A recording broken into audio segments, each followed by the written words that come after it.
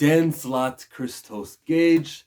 The artist in here was Pete Woods, my debut to this artist. There were a bunch of variant cover artists who got an Easter egg of the hospital. It's called the Windsor Smith Hospital. And Barry Windsor Smith is an artist. From the beginning, when I see this thing, it lets me know how the event will end, or at least how I think it will end.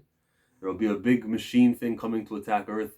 Arno Stark will fight it off. So far, though, he couldn't sense it out in space, which got me thinking about Null. See, this comic has me thinking about everything but this comic. I also thought about the X-Men. But with Null, well, why can't we see him coming? The reason that they could find this thing was there was a blip in the radar of a radiation. So as long as Null is not giving out radiation, we're good. And we won't have to ask ourselves, why didn't they see Null coming? Dylan is probably going to be our way to get Null coming. And then, yeah, the X-Men, I thought about them because a body is being brought back to life. Now, the official words of how it came back was, it's a biological construct imbued with artificial intelligence.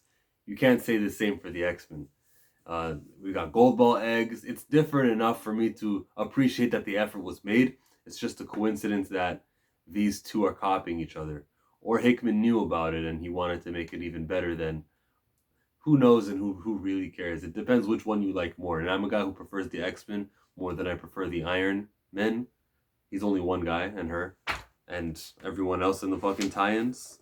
Which I'll just jump to now. This whole Iron checklist. There was a book called Weapon X. Weapon, period, E-X-E. It's supposed to sound like computer talk. Then they changed it to I Wolverine #1. And that's something that they'll do to confuse and trick your local comic store when you're submitting what you want for the next month or 2 months from now. Sounds like Wolverine. I'll get that one. Oh no, I Wolverine. Oh man, it said okay, and now here I am stuck with more books than I asked for. Every time like an Ironheart book came out, the trade paperback. They also happened to collect the first 1 to 12 issues of The Invincible Iron Man when she was on the cover of it. And they called that book, that trade paperback, Ironheart. It happened with Miles Morales when his #1 came out a year ago now. You could also go to your order form and find a Miles Morales #1 collecting a trade of his earliest comic books. Or it's confusing and tricky and meant to make you buy something that you didn't want to buy. Predatory. Sleazy. Same company that made this book made that practice. There was a part in here where these robots have been taken over. It tells me a couple days later, and we're at this kind of hostage situation 2 days later at the Windsor Smith Hospital. Now, these guys were surprised when they sent their bomb squad robot, and it wasn't, what? You're not listening to me? It's been 2 days and you didn't think that maybe this robot from your bomb squad would be on the AI team, artificial intelligence? I couldn't get with that at all. That was probably my biggest problem with this comic book. Then we go to the end where it's Mark 1, Tony Stark. And I don't know, he's an AI, I'm guessing. Will this be like the all-new X-Men? How they went to the past to bring the younger version back? And so this, maybe that Mark 1 Iron Man, when this whole event is said and done, that will be Iron Man for us. And if that's the case, that's lame. Because all new X-Men needed extermination back in 2018. I don't need to see all new Iron Man. I don't know what they're doing with Iron Man. If in the Avengers comic book, he's back 1,000,000 BC, and they're not really touching on, is he real, is he fake? They barely mentioned it. So whatever's happening, Janet Van Dyne considers him real. Whatever's happening will be undone. I just don't want a Spider-Man clone saga.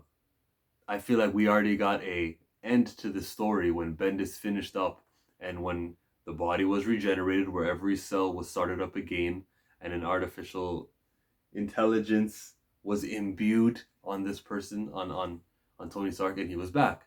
That's fine. That was good enough. Just never mention it again. We'll consider him the real Tony Stark as long as we don't put it in doubt. But that was 593 to issue 600. 19 issues later, we're still dealing with it because I guess Dan Slott wanted to do his own take on it. and I hope it ends fine.